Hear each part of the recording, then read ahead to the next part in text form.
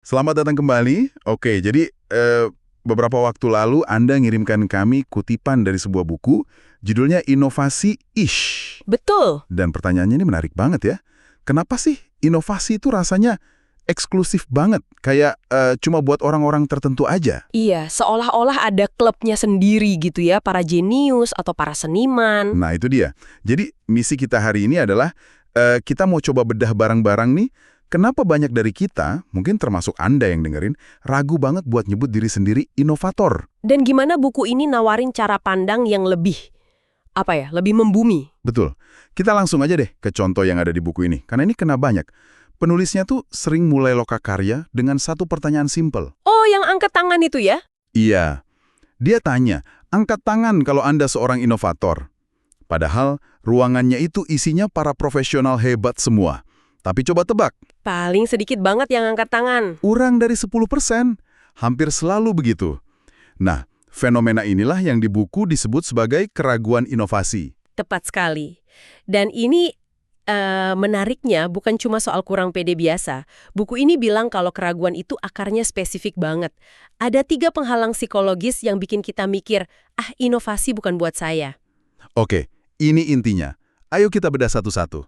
Apa nih penghalang yang pertama? Yang pertama itu disebut kesenjangan kreativitas atau the creativity gap. Kesenjangan kreativitas.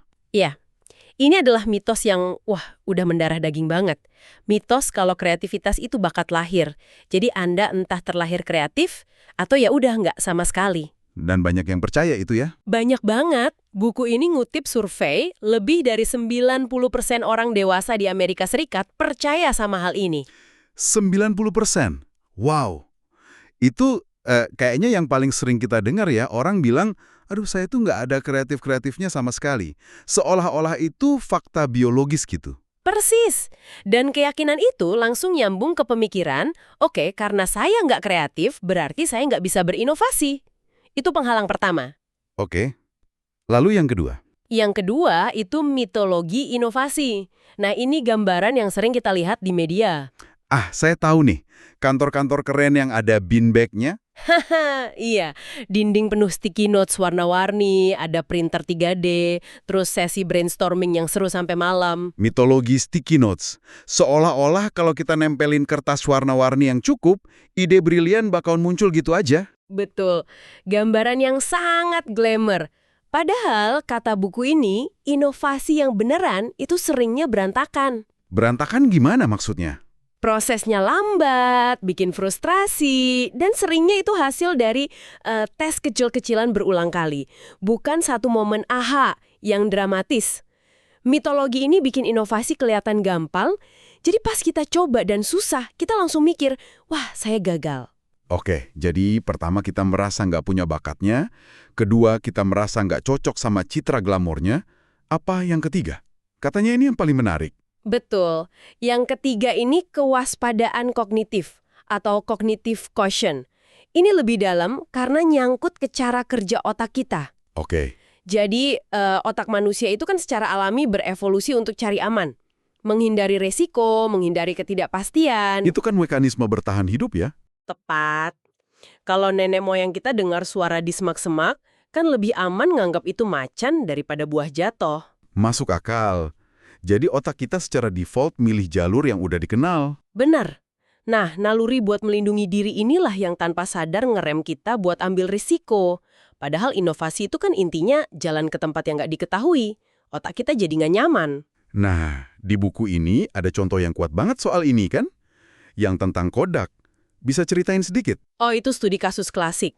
Jadi bayangin ya, ini tahun 1975. Ada insinyur muda di Kodak namanya Stephen Sasson. Dia bikin sesuatu yang, luar biasa. Kamera digital pertama di dunia. Pertama di dunia? Iya. Barangnya gede sih, kayak pemanggang roti. Dan butuh 23 detik buat ambil satu foto hitam putih. Tapi intinya kan di situ, foto tanpa film. Wah, dia pasti langsung dianggap pahlawan perusahaan dong. Lah, justru sebaliknya, waktu dia presentasi ke manajemen, reaksi mereka itu intinya idenya bagus. Tapi, tolong jangan bilang siapa-siapa ya. Loh, kok gitu? Mereka takut. Takut banget. Kenapa? Karena seluruh bisnis Kodak itu dibangun di atas jualan film, kertas foto, bahan kimia. Kamera digital ini ancaman besar. Jadi kewaspadaan kognitif mereka aktif banget. Lebih fokus melindungi yang udah ada daripada menyambut yang baru. Tepat sekali. Mereka melihatnya sebagai ancaman. Sementara pesaing mereka di luar sana mulai nanya, fotografi di dunia digital bakal kayak apa ya? Kodak malah sibuk ngelindungin masa lalunya. Dan akhirnya, ya kita tahu semua ceritanya. Yup. Pas mereka sadar dunia udah berubah, semua udah telat. Mereka bangkrut tahun 2012. Contoh tragis gimana naluri main aman bisa melumpuhkan raksasa. Luar biasa. Oke, jadi dari 3 masalah ini, buku ini kemudian nawarin solusi. Cara pikir yang beda, yang ada di judulnya itu, Innovation-ish. Maksudnya apa sih ish di situ? Nah, Innovation-ish ini jantungnya buku ini. Tujuannya simple, bukan buat ngubah semua orang jadi Steve Jobs berikutnya. Oke. Tujuannya itu untuk bikin pemecahan masalah kreatif jadi sesuatu yang lebih gampang diakses, lebih manusiawi, menurunkan standar dari inovasi pengubah dunia jadi sekedar tindakan cerdas buat mecahin masalah hari ini. Jadi bukan tentang menjadi inovator dengan huruf kapital I, tapi jadi sedikit inovatif. Innovation-ish. Persis, ini soal keingintahuan dan adaptasi, bukan proses mistis. Di buku ini ada cerita dari perusahaan Dermalogica yang nunjukin ini kan? Iya, itu contoh bagus banget. Jadi, selama 30 tahun, pendiri Dermalogica itu punya aturan tegas. Perusahaan cuma fokus di produk skincare, lotion, serum, dan sejenisnya. Nggak boleh masuk ke bisnis alat atau perangkat keras. Aturan yang sangat jelas. Mungkin itu semacam kewaspadaan kognitif juga ya? Fokus pada yang udah dikuasai. Bisa jadi. Terus datang CEO baru, namanya Aurelian Lis. Dia mendorong budaya di mana semua orang boleh ikut berinovasi, termasuk bikin prototipe. Oh, jadi semua orang dilibatkan? Betul. Singkat cerita, ada tim internal yang iseng-iseng bikin prototipe alat genggam kecil buat dipakai di spa. Sesuatu yang jelas-jelas melanggar aturan 30 tahun itu. Dan gimana hasilnya? Ternyata hasilnya meyakinkan banget. Potensi pasarnya besar. Akhirnya, manajemen memutuskan buat membatalkan aturan 3 dekade itu. Mereka bikin lini produk baru dan dapat sumber pemasukan baru. Wow, jadi inovasi bisa datang dari mana aja, asal dikasih kesempatan. Nah, yang menarik di sini adalah, buku ini berpendapat kalau terlalu fokus sama proses inovasi yang kaku, itu justru bisa jadi bumerang. Maksudnya gimana? Kayak metode 5 langkah yang populer itu. Betul. Sejarahnya dari mulai brainstorming di tahun 40-an sampai design thinking, metode-metode itu sangat berguna. Tapi bahayanya adalah kita jadi terlalu fokus ngikutin langkah-langkahnya sampai lupa nanya. Apakah kita lagi mecahin masalah yang tepat? Tepat. Buku ini pakai analogi penari. Dia nari dengan teknis sempurna, tapi orkestranya main di tempo yang beda.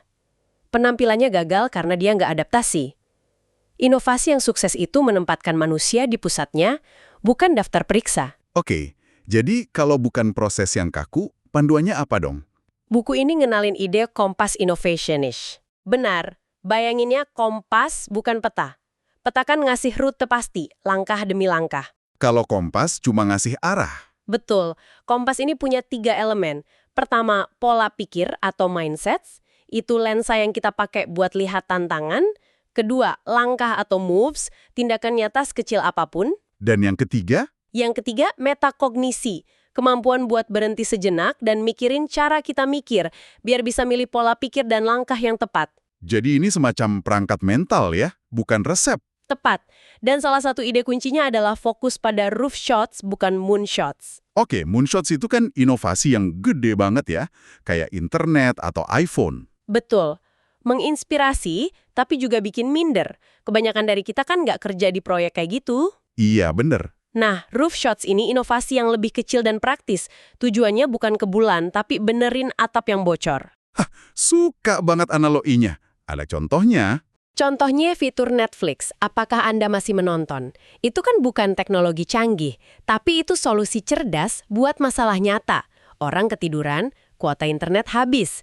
Itu roof shot yang brilian. Contoh yang pas banget.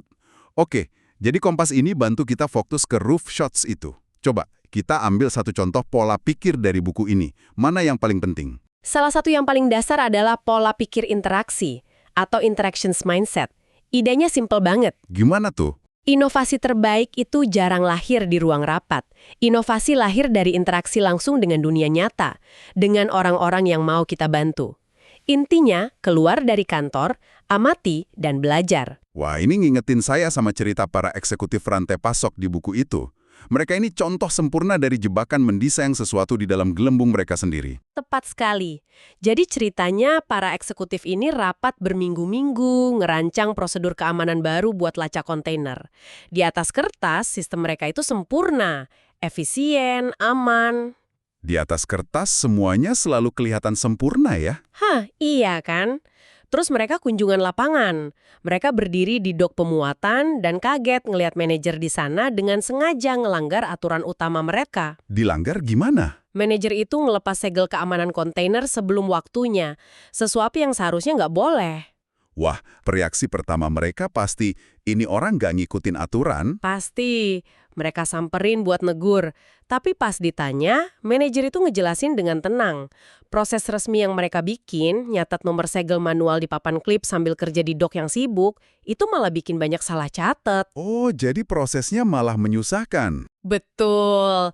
Jadi dia bikin jalan pintas sendiri yang ternyata lebih cepat dan, ini yang penting, 99% lebih akurat. Wow, jadi pelanggaran dia itu sebenarnya inovasi yang lebih baik. Persis. Momen itu jadi pencerahan buat para eksekutif.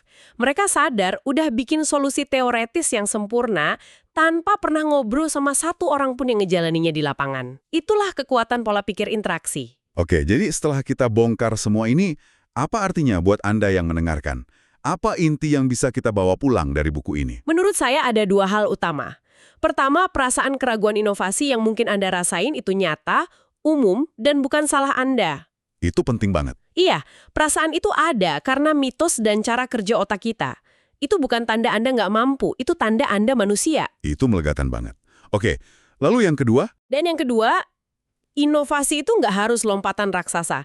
Buat kebanyakan dari kita, inovasi itu soal mecahin masalah secara kreatif lewat langkah-langkah kecil, mencari dan menerapkan roof shots yang bikin hidup sedikit lebih baik. Dan yang terpenting, ini bukan sihir. Ini keahlian yang bisa dilatih. Kompas Innovation-ish itu kerangkanya. Bener, ini tentang mengubah pertanyaan dari apa saya ini inovator, jadi gimana caranya saya bisa sedikit lebih inovatif hari ini? Buku ini ditutup dengan sebuah tantangan. Dan kami mau teruskan tantangan ini ke Anda. Coba deh, pikirin satu masalah yang lagi Anda hadapi sekarang. Bisa di kerjaan, bisa di rumah. Mungkin sesuatu yang udah lama Anda tunda karena kelihatannya rumit banget. Pertanyaannya bukan gimana cara nyelesainnya. Itu terlalu berat. Pertanyaannya adalah, langkah kecil apa satu move yang bisa Anda ambil minggu ini cuma untuk lebih memahami masalah itu? Bukan untuk menyelesaikan, cuma untuk memahami lebih baik. Betul. Mungkin cuma ngamatin sebuah proses selama 15 menit, atau nanya satu pertanyaan ke satu orang soal pengalaman mereka. Apa yang bisa Anda pelajari dari satu interaksi kecil itu? Nah, dari situlah perjalanan menjadi innovation-ish dimulai.